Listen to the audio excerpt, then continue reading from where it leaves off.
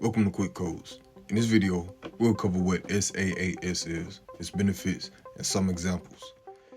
SaaS stands for Software as a Service. It's a cloud-based service model that provides access to applications through the internet.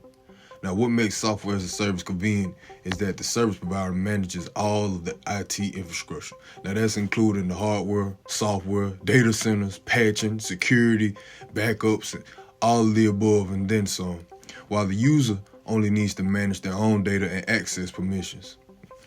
Another major advantage is accessibility. You can use software as a service applications anytime, anywhere, with only internet connection. That's all you need. Computer, internet connection, and you're in there.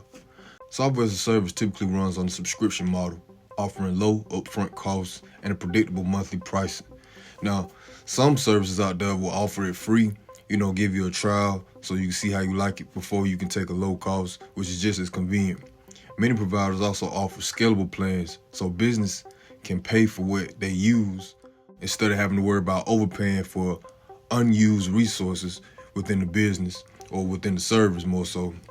And they can continue to adapt as peak seasons fluctuate throughout the year.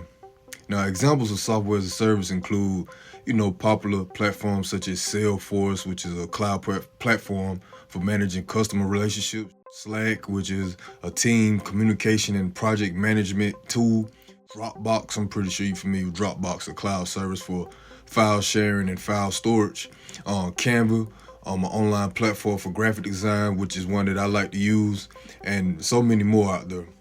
Software as a service is just one of several cloud service models that help businesses operate more efficiently and affordably.